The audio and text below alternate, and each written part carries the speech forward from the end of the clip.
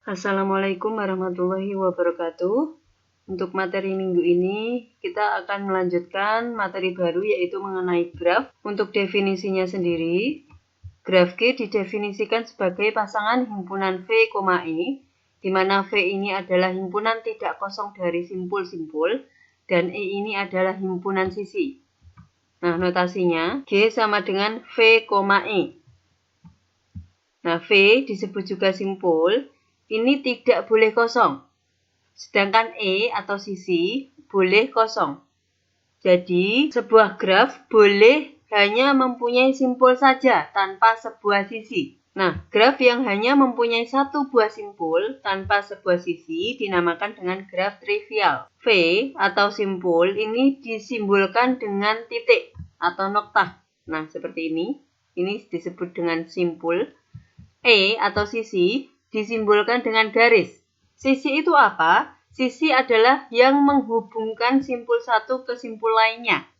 Nah, simpul satu ke simpul lainnya dihubungkan dengan garis. Itu yang dinamakan dengan sisi. Nah, simpul pada graf dapat ditulis dengan huruf seperti A, B, C, V, W, hurufnya kecil ya. Atau bisa juga dengan bilangan asli, dimulai dengan angka 1, 2, 3, dan seterusnya. Atau bisa juga gabungan dari keduanya. Nah, kalau sisi biasanya dinyatakan dengan lambang E1, E2, E3, dan seterusnya. Jika E1 adalah sisi yang menghubungkan simpul U dan simpul V, maka E1 dapat ditulis sebagai E1 sama dengan U, V. Ini menunjukkan simpul U ke simpul V. Atau simpul U dan simpul V. Contohnya, saya mempunyai gambar G1. Ini saya beri nama G1, graf pertama. Dari G1 kita mendapatkan ada 4 simpul ya. G1 mempunyai 4 simpul, yaitu simpul 1, simpul 2, simpul 3, dan simpul 4. Ada 5 buah sisi, yaitu 1, 2, 3, 4, 5. Di mana sisi-sisinya dapat ditulis E1, E2, E3, E4, E5, atau bisa juga ditulis seperti ini, 1,2. E1 berarti kan 1,2, simpul 1 dan simpul 2. E2, simpul 2 dihubungkan dengan simpul 3. E3, simpul 3 dihubungkan dengan simpul 1. Atau penulisannya 1,3 boleh, 3,1 juga boleh, jadi dibalik sama saja. Lalu E4, simpul 2 dihubungkan dengan simpul 4, atau 4,2, 2,4 sama saja. Sisi yang kelima, yaitu simpul 3 dihubungkan dengan simpul 4. Penulisannya 3,4 boleh, 4,3 juga boleh. Lalu gambar yang graf kedua. Nah, ini G2 juga mempunyai 4 simpul, yaitu simpul 1, 2, 3, dan 4. Mempunyai 7 sisi, yaitu E1, E2, E3, E4, E5, E6, dan E7. Di mana E1-nya dapat saya tulis 1,2 atau 2,1. Itu menunjukkan bahwa sisi E1 menghubungkan antara simpul 1 dan simpul 2, atau simpul 2 dan simpul 1, sama saja. E2 2,3 atau 3,2, sama saja. E3 1,3, E4 3,1 atau 1,3, sama saja. E5 2,4 atau 4,2. E6 dan E7 ini sama ya, 3,4. Nah, di dalam graf 2 ini mengandung sisi ganda, yaitu sisi gandanya pada E3, E4, yaitu 1,3, 2 kali. Boleh ditulis 1,3 atau 3,1, sama saja. Lalu, sisi ganda yang kedua yaitu E6 dan E7. E6 dan E7 masing-masing menghubungkan simpul 3 dan simpul 4. Lalu untuk contoh yang ketiga, ini saya namakan dengan graf 3. Ini masih mempunyai 4 simpul, yaitu simpul 1, simpul 2, simpul 3, dan simpul 4. Ada 8 sisi, ini ada tambahannya ya, yaitu sisinya E1 sampai E8. E1-nya 1,2, E2-nya 2,3, E3-nya 3,1 atau 1,3, sama saja. E4-nya 1,3 lagi, E5-nya 2,4, E6-nya 3,4, E7, E3,4, E8. Nah, E8 ini karena bentuknya lingkaran, ini dinamakan dengan gelang atau loop. Loop berarti penulisannya adalah simpul yang dilalui adalah simpul itu sendiri. Jadi 3,3. Lalu selanjutnya ada jenis-jenis graf. Nanti ada 4 jenis-jenis graf.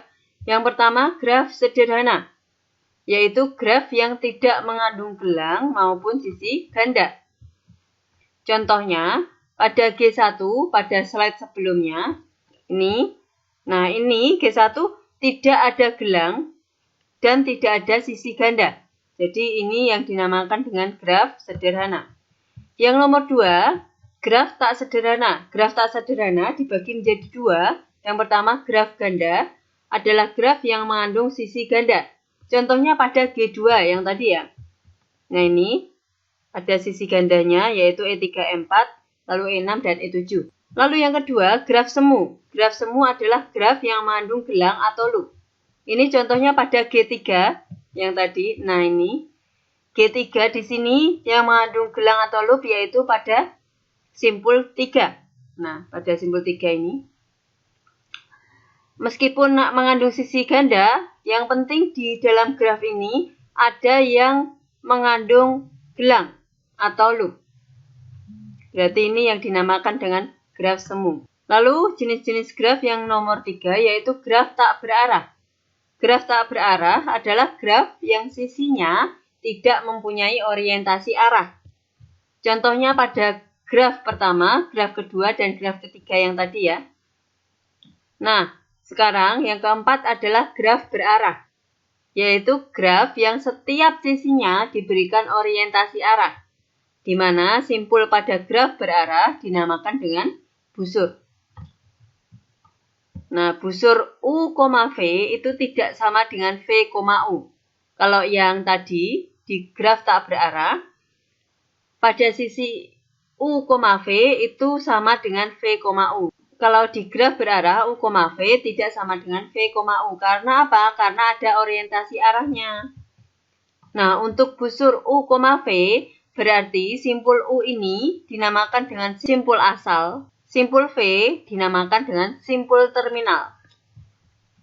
Contoh graf berarah pada G4 dan G5 ini. Nah, G4 ada 4 simpul, yaitu simpul 1, 2, 3, 4. Lalu untuk sisinya ada 5. Sisi yang pertama, yang ini dilihat dari 1 dan 2. Tanda panahnya menuju ke simpul 2. Berarti penulisannya yaitu 1,2 karena si satunya ini sebagai simpul asal, 2-nya ini sebagai simpul terminal. Nah, lalu selanjutnya dari simpul 2 ke simpul 3. Panahnya ke simpul 3, berarti penulisannya 2,3. Simpul asalnya 2, simpul terminalnya 3. Lalu selanjutnya 3,1. 3,1 ini berarti simpul asalnya 3, simpul terminalnya 1. Karena tanda panahnya menuju angka 1. Lalu selanjutnya 3,4. Karena tanda panahnya ke angka atau ke simpul 4.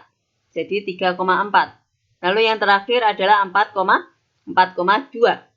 Karena tanda panahnya atau arahnya menuju ke simpul 2. Jadi 4,2. Untuk G5 tetap ada 4 simpul tetapi ada 6 sisi. Untuk sisi yang pertama, kita lihat dari simpul 1 dan simpul 2, orientasi arahnya menuju ke simpul 2. Berarti 1,2. Simpul 1-nya sebagai simpul asal, simpul 2-nya sebagai simpul terminal. Lalu 2,3. Lalu 3,1. Nah, ini perbedaannya di sini. Di simpul 3 ada gelangnya atau ada loopnya. Berarti simpul asal dan simpul terminal berada pada simpul yang sama. Jadi untuk gelang atau loop, penulisannya berarti 3,3. Karena simpul asal dan simpul terminal berada pada simpul yang sama. Yaitu 3,3. Lalu selanjutnya 3,4. Lalu selanjutnya 4,2. Dilihat arahnya. Lalu untuk selanjutnya mengenai terminologi dasar. terminologi dasar nanti ada 9. Yang pertama, bertetangga. Nah, dua buah simpul dikatakan bertetangga bila keduanya terhubung langsung dengan sebuah sisi. Di sini saya mempunyai gambar graf 6 atau G6. Pada G6 ini terlihat simpul yang bertetangga, yaitu simpul 1 dengan simpul 2. Simpul 1 dengan simpul 3.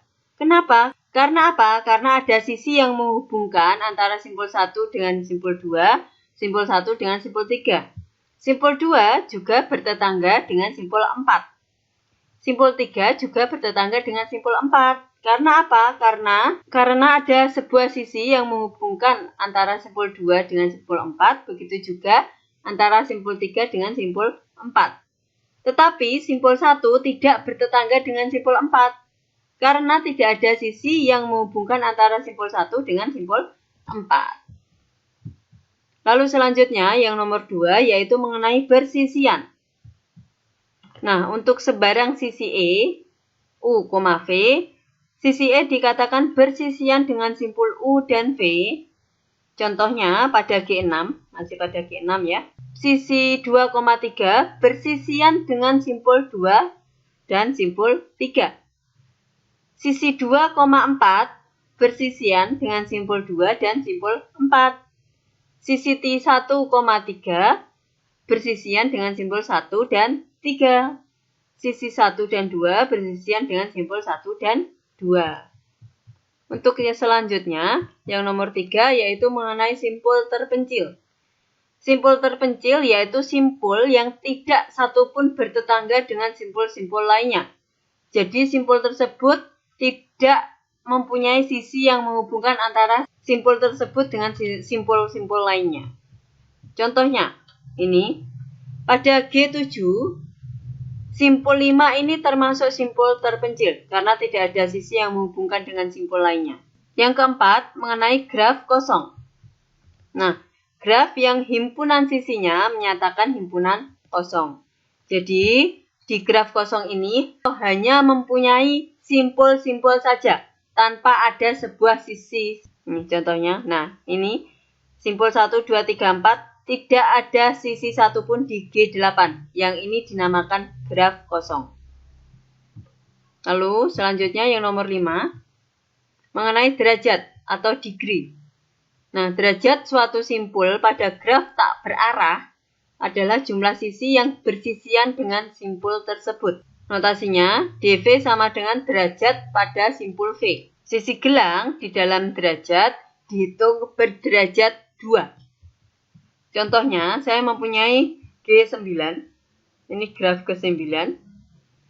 Ada 3 simpul, yaitu simpul 1, simpul 2, dan simpul 3. Untuk simpul 1, derajat pada simpul 1 ada berapa di sini? Jadi, sisi dari simpul 1 yang menghubungkan ke simpul lainnya ada berapa? Dari simpul 1 sisinya.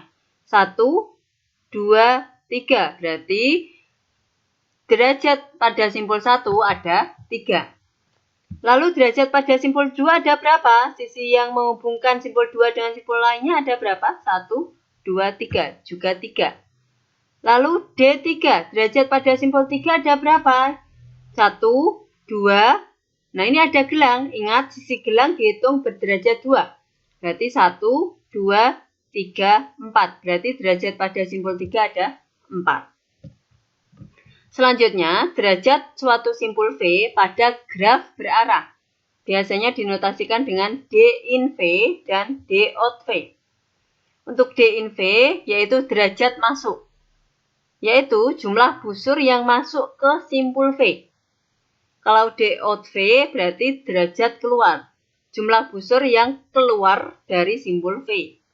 Nah, derajat V, derajat pada simpul V, berarti D in V ditambah D out V. Jadi derajat yang masuk ke simpul V ditambahkan derajat yang keluar dari simpul V. Contohnya, saya mempunyai gambar G10. Nah, kita cari derajat pada masing-masing simpul. Ada 4 simpul. Simpul yang pertama terlebih dahulu yaitu simpul 1. Derajat yang masuk pada simpul 1. Jadi arah panah yang menuju ke simpul 1 ada berapa di sini? 1, 2, ada 2. Lalu derajat yang keluar dari simpul 1. Jadi arah panah dari simpul 1 yang keluar dari simpul 1 ada berapa? Sisi yang keluar dari simpul 1 ada 1. Berarti DOT 1, DOT simpul 1 ada 1. Lalu untuk derajat yang masuk pada simpul 2. Dilihat sisi yang panahnya menuju ke simpul 2 ada berapa? 1, 2, ada 2. Lalu derajat yang keluar dari simpul 2. Jadi sisi yang panahnya keluar dari simpul 2 ada berapa? 1. Ini 2. Ini 3. Berarti DOT 2 yaitu 3. Lalu untuk simpul 3, derajat yang masuk pada simpul 3 ada berapa? Sisi yang arah panahnya menuju simpul 3. 1. Ada 1. DOT simpul 3 berarti derajat yang keluar dari simpul 3. Sisi yang arah panahnya keluar dari simpul 3 ada 1. 2. Ada 2. Lalu selanjutnya DIN simpul 4. Derajat yang masuk pada simpul 4. Sisi yang arah panahnya menuju ke simpul 4 ada 2. 1, 2. Lalu derajat yang keluar dari simpul 4. Sisi yang arah panahnya keluar dari simpul 4 ada 1. Nah ini berarti hasilnya. Lalu untuk selanjutnya, ini masih mengenai derajat ya, yaitu lemma jabat tangan. Jumlah derajat semua simpul pada suatu graf adalah genap, yaitu 2 kali jumlah sisi pada graf tersebut. Dengan kata lain, G sama dengan V, E, maka sigma, simpul V, anggota dari V, derajat V sama dengan 2 kali jumlah sisi yang ada pada graf tersebut. Catatan, 2 kali jumlah sisi yang ada di graf tersebut selalu bernilai genap, karena dikalikan dengan 2. Ini saya mempunyai gambar G6. Kita cari. Untuk lemma jabat tangannya, jumlah derajat seluruh simpul pada gambar G6 untuk D1 ada berapa? Derajat pada simpul 1 yaitu 1, 2, ada 2. Untuk derajat pada simpul 2 ada 1, 2, 3, ada 3. Untuk derajat pada simpul 3, 1, 2, 3. Untuk derajat pada simpul 4, 1, 2. Jika dijumlahkan keseluruhan derajat 1, 2, 3, dan 4 ada 10. Kalau digunakan lemma jabat tangan, apakah hasilnya juga 10? Kita coba. 2 kali E, yaitu berarti 2 kali jumlah sisi pada graf 6. Jumlah sisinya ada berapa di sini? 1, 2, 3, 4, 5. 2 kali 5 hasilnya 10, ternyata sama. Lalu untuk G7. G7, kita cari derajat pada masing-masing simpul. Untuk derajat pada simpul pertama ada 2. Ditambahkan derajat pada simpul 2 juga ada 2. Derajat pada simpul 3 ada 1, 2, 3. Derajat pada simpul 4 ada 1. Derajat pada simpul 5, karena ini simpul 5-nya tidak mempunyai sisi, berarti derajatnya 0. Jika dijumlahkan secara keseluruhan, hasilnya adalah 8. Kalau digunakan dengan lemma jabat tangan, yaitu 2 kali E. 2 kali jumlah sisi pada graf 7. Ada berapa sisinya? 1, 2, 3, 4. 2 kali 4, hasilnya tetap 8. Ternyata sama. Selanjutnya, pada graf 9, kita ada 3 simpul. Yaitu derajat pada simpul pertama ada 1, 2, 3. Derajat pada simpul kedua, 1, 2, 3. Derajat pada simpul ketiga, 1, 2, 3, 4. Ingat, gelang berderajat 2. Gelang itu dihitung berderajat 2. Jika ditotal, derajat 1 sampai 3 hasilnya adalah 10. Apakah benar pada lemma jabat tangan? 2 kali jumlah sisi pada graf 9. Nah, jumlah sisinya ada berapa? 1, 2, 3, 4, 5. Berarti 2 kali 5 hasilnya 10. Ternyata benar. Selanjutnya, mengenai lintasan atau pad. Lintasan yang panjangnya N dari simpul awal V0 ke simpul tujuan Vn di dalam graf G ialah barisan berselang-seling simpul-simpul dan sisi-sisi yang berbentuk V0, E1, V1, E2, V2, sampai En, Vn. Sedemikian sehingga E1 yaitu V0, V1, E2, V1, V2, dan sampai En adalah sisi-sisi dari graf G. Nah, lintasan sederhana adalah jika semua simpulnya berbeda. Jadi, setiap sisi yang dilalui hanya 1 kali. Lalu lintasan tertutup adalah lintasan yang berawal dan berakhir pada simpul yang sama. Lalu lintasan terbuka adalah lintasan yang tidak berawal dan tidak berakhir pada simpul yang sama. Contohnya, saya mempunyai gambar G6 ini. Untuk gambar G6, kita cukup menuliskan lintasan sebagai barisan simpul-simpul saja. Karena G6 ini termasuk graf sederhana yang tidak mengandung sisi ganda. Lalu selanjutnya untuk lintasan 1, 2, 4, 3 ini termasuk lintasan sederhana. Karena apa? Karena semua simpulnya berbeda, yaitu 1, 2, 4, 3. Semua simpulnya berbeda. Dan setiap sisi hanya dilalui 1 kali saja. Yaitu sisi 1, 2, sisi 2, 4, sisi 4, 3. Dan 1, 2, 4, 3 ini termasuk lintasan terbuka. Karena titik awal dan titik akhirnya pada simpul yang berbeda. Lalu lintasan yang kedua, lintasan 1, 2, 4, 3, 1. Ini juga termasuk lintasan sederhana. Karena apa? Karena semua simpul yang ditulis ini berbeda. 1, 2, 4, 3, 1. Atau setiap sisi yang dilalui juga berbeda. Setiap sisi yang dilalui hanya 1 kali saja. Yaitu 1, 2, sisi 2, 4, sisi 4, 3, sisi 3, 1. Ini termasuk lintasan sederhana. Dan lintasan yang kedua ini termasuk lintasan tertutup. Karena simpul awal dan simpul akhir berada pada simpul yang sama, yaitu simpul 1. Lalu selanjutnya pada G9 di sini. Pada gambar G9, karena mengandung sisi ganda, yaitu E1 dan E2, maka kita harus menulis lintasan sebagai barisan berselang-seling antara simpul dan sisi untuk menghindari kerancuan. Contohnya, pada lintasan yang pertama dulu, dari simpul 1, lalu kita ke E1, lalu kita ke simpul 2, setelah simpul 2 kita ke E4, lalu ke simpul 3, lalu ke E5, lalu ke simpul 3 lagi. Ini merupakan lintasan terbuka. Karena apa? Karena berawal dan berakhir pada simpul yang berbeda, yaitu awalnya dari simpul 1, akhirnya pada simpul 3. Dan sisi-sisi yang dilalui hanyalah sisi E1, E4, dan E5 saja.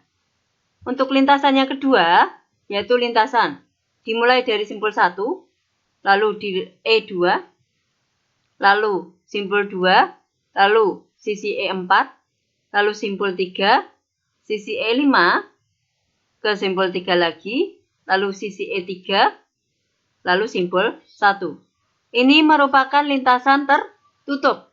Karena apa? Karena lintasannya ini berawal dan berakhir pada simpul yang sama, yaitu simpul 1. Selanjutnya, siklus atau sirkuit. Siklus atau sirkuit adalah lintasan yang berawal dan berakhir pada simpul yang sama. Sirkuit sederhana adalah jika setiap sisi yang dilalui berbeda. Contohnya, ini saya pada G6. Pada gambar G6, lintasan 1, 2, 3, 1, ini adalah sirkuit dengan panjang sirkuit 3. Panjang sirkuit didapat dari mana? Dari jumlah sisi yang di dalam sirkuit tersebut atau yang dilalui sirkuit tersebut. 1, 2, 3, 1. Berarti sisi 1, 2, sisi 2, 3, dan sisi 3, 1. Ada 3 sisi yang dilalui pada sirkuit ini. Berarti panjang sirkuit ini ada 3. Nah, lintasan 1, 2, 3, 1 ini termasuk sirkuit sederhana. Karena apa? Karena setiap sisi yang dilalui ini berbeda. Jadi sisi 1, 2, sisi 2, 3, sisi 3, 1. Sisi yang dilalui berbeda. Lalu lintasan yang kedua, lintasan 1, 2, 4, 3, 2, 1. Ini bukan sirkuit yang sederhana. Karena apa? Karena sisi 1, 2 dilalui 2 kali. Lalu selanjutnya mengenai terhubung. Graf tak berarah G disebut graf terhubung jika untuk setiap pasang simpul U dan V di dalam himpunan V terdapat lintasan dari U ke V. Jika tidak, maka graf G tersebut dinamakan dengan graf tak terhubung. Contoh graf terhubung yaitu graf G6 dan G9. Ini G6. Semua simpulnya mempunyai sisi ya, yang menghubungkan antara simpul lain. G9 yang tadi ada loopnya atau ada gelangnya. Lalu graf yang tak terhubung yaitu graf 7. Graf 7 saya tunjukkan. Ini graf 7. Ini kenapa dinamakan tak terhubung? Karena simpul 5 tidak mempunyai sisi yang menghubungkan ke simpul lainnya. Jadinya G7 ini dinamakan dengan graf tak terhubung. Lalu selanjutnya, graf berarah G disebut graf terhubung kuat jika semua pasangan simpul mempunyai lintasan dari 2 arah. Nah, graf berarah G disebut graf terhubung lemah jika tidak semua pasangan simpul mempunyai lintasan dari 2 arah. Contohnya, saya mempunyai 2 gambar yaitu G11 dan G12. Untuk G11 dulu, merupakan graf berarah terhubung kuat. Karena apa? Karena untuk sembarang sepasang simpul mempunyai lintasan dari 2 arah. Misalkan, ini pada simpul 1 dan simpul 3. Terhubung kuat. Karena apa? Karena terdapat lintasan dari simpul 1 ke simpul 3, yaitu lintasannya dari simpul 1 ke simpul 3, 1, 2, 3. Begitu juga sebaliknya, terdapat lintasan dari simpul 3 ke simpul 1. Dari simpul 3 di sini menuju simpul 4. Lalu simpul 4 menuju ke simpul 5. Simpul 5 menuju ke simpul 1. Jadi dapat saya tulis 3, 4, 5, 1. Nah, ini dinamakan dengan graf terhubung kuat. Karena semua pasangan simpul mempunyai lintasan dari 2 arah. Coba kita cari yang lain. Misalkan, pada simpul 1 dan simpul 4. Dari simpul 1 ke simpul 4, adakah lintasan yang menuju simpul 1 ke simpul 4? Coba kita cek. Dari 1 ke 2, lalu 2 ke 3, 3 ke 4. Oh, ternyata ada. Kalau sebaliknya, dari simpul 4 ke simpul 1, menuju simpul 1, adakah lintasannya? Oh, ternyata ada, yaitu 4, 5, 5 ke 1. Misalkan lintasan yang lain. Misalkan simpul 2 dengan simpul 5. Simpul 2 dengan simpul 5. Adakah lintasan dari simpul 2 menuju ke simpul 5? Dari simpul 2 menuju ke simpul 5. Dari simpul 2 terlebih dahulu. Lintasannya berarti 2, 3, terus ke 4, terus dari 4 ke 5. Oh, ternyata ada. Kalau sebaliknya, adakah lintasan dari simpul 5 ke simpul 2? Berarti dari simpul 5 ke simpul 1, lalu simpul 1 ke simpul 2, ternyata ada. Seperti itu ya. Jadi semua pasangan simpul mempunyai lintasan dari 2 arah. Lalu G12, ini gambar ke-12, termasuk graf berarah terhubung lemah. Karena apa? Karena pada simpul 1 dan simpul 3 hanya terdapat lintasan dari simpul 3 ke simpul 1 saja. Jadi, karena pada G12 ini tidak semua pasangan simpul mempunyai lintasan dari dua arah. Kita cek pada simpul 1 dan simpul 3. Adakah arah atau lintasan dari simpul 3 ke simpul 1? Dari simpul 3 menuju ke simpul 1. Simpul 3 ke 4, 4 ke 5, 5 ke 1. Oh, ternyata ada. Adakah lintasan dari simpul 1 menuju ke simpul 3? Oh, tidak ada karena semua sisi menuju ke simpul 1. Nah, ini berarti G12 merupakan graf berarah berhubung lemah. Lalu selanjutnya mengenai graf berbobot. Nah, graf berbobot adalah graf yang setiap sisinya diberi sebuah harga. Contohnya pada graf 13, di sini ada 5 simpul, di mana simpul-simpulnya saya beri nama A, B, C, D, E. Kalau sebelum-sebelumnya tadi saya beri angka ya. Ini saya beri nama A, B, C, D, E. Boleh-boleh saja. Di mana setiap sisi-sisinya saya beri harga atau saya beri bobot. Untuk sisi AB, saya beri harga atau bobot 12. Sisi BC, saya beri bobot 9. Sisi CD, saya beri bobot atau harga 14. Sisi BD, saya beri bobot atau harga 11. Sisi DE, saya beri bobot atau harga 15. Sisi EA, saya beri bobot atau harga 10. Nah, demikian untuk pertemuan hari ini mengenai graf. Kita lanjutkan minggu depan. Kalau ada salah kata, saya mohon maaf. Kalau ada yang ingin ditanyakan, silakan ditanyakan langsung ke saya.